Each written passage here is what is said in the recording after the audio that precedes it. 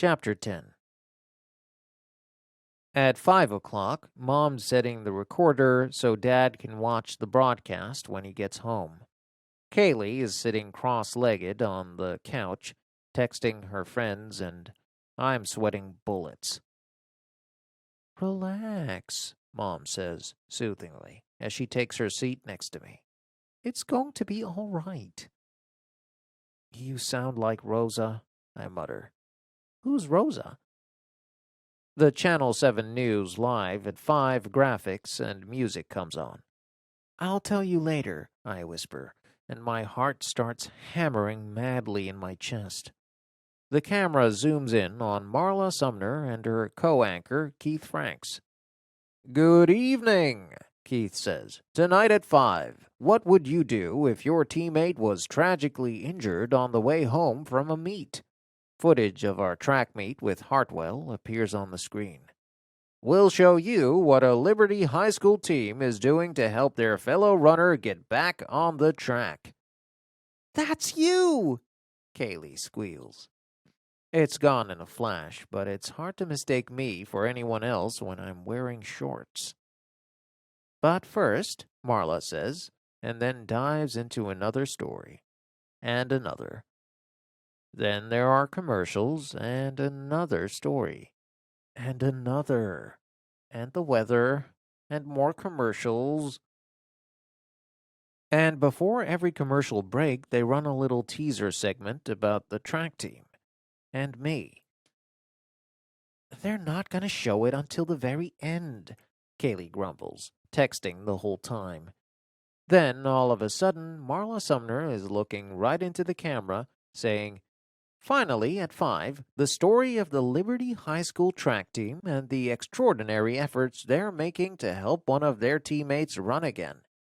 You may recall our coverage of the tragic bus accident that took the life of one young runner, Lucy Sanders. That accident also took the limb of 16-year-old Jessica Carlisle." The TV switches from Marla in the newsroom to me walking across the infield. It's shot from behind, and it's strange to see myself from that angle. What I notice most is that my gait is still uneven.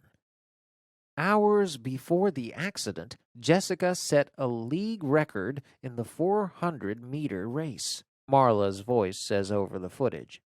Then the picture switches to Kiro on the field, talking into the news microphone. "She's incredibly talented," he says. "A tremendously gifted runner. Now that she's back on her feet, we want to get her back on the track." "A seemingly impossible dream," Marla's voice says, "only if you haven't seen the latest advancements in running prosthesis." Over a graphic of a running leg, she goes on to describe how single and double leg amputees are able to compete on sleek carbon graphite running blades that absorb impact and store energy much like an Achilles tendon. "Wow," Mom whispers. "She's done her research." "But with this dream," Marla's voice continues, "comes a price tag. With fittings, fabrication, and ongoing adjustments, a leg like this costs around $20,000. But that's where all 4 divisions of the Liberty High School track team come in." Suddenly, my friends are on the screen, waving, angling for FaceTime, hamming it up. "She just wants to run again," they shout in unison. Then Marla's voiceover is back. "But how can a track team raise $20,000? There's a tight shot now of Mario Reed and his friends. "We're doing a bake sale and car washes," they shout. Mario looks right into the camera. "But we could sure use some help." The shot switches to Annie and Giselda, who are introduced as Dynamo Hurdlers and the best of friends. And while Annie and Giselda start verbally tag-teaming, the camera pans over to me, cheering on Shandel as she fires down the track. "Look at her," comes Annie's voice. "She's amazing. Like I would be brave enough to be out here. On that ugly pipe? No way! Like any of this was her fault? Nuh-uh. Kiro says we should always find ways to help others, so that's what we're doing. Big time! Marla's voice is back now, talking over muted footage of me being interviewed on the infield. Jessica also seems to have adopted some wisdom from Coach Kirakowski about the whole matter. Suddenly, my voice cuts in. He tells us that life isn't about what happens to you, it's about what you do about what happens to you. Then I'm out again, and Marla's voiceover returns. And although she's trying hard to do something about her situation, running again will not be an option if she doesn't get a prosthesis designed specifically for running. I tried running on this leg the other day, I'm saying as the camera zeroes in on my pipe leg. It was awful, just really clunky. All of a sudden, the outdoor shots are done and they're back in the studio. Keith Franks says, "If you want to help Jessica run again, you can." A graphic with contact information appears on the screen as he continues. There's a fund set up for her, and it's obviously a good cause.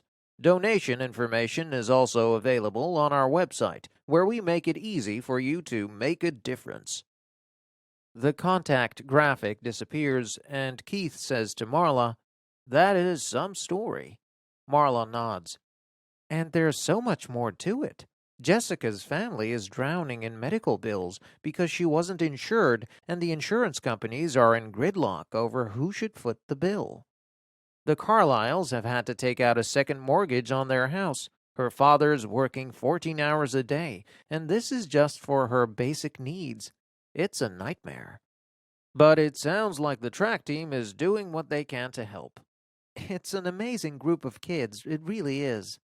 "Well, that's it for us," Keith says into the camera. "We'll see you again next time. Thanks for watching Live at 5. Mom turns off the recorder and says, "That wasn't so bad, was it?" Kaylee snorts. "Are you kidding? It was great." She's back to texting, but she takes a second look at me. "You're a celebrity." "Oh, right," I laugh. But seeing everything my team is doing for me, condensed into a 3-minute broadcast, has made me feel good. Really, really good.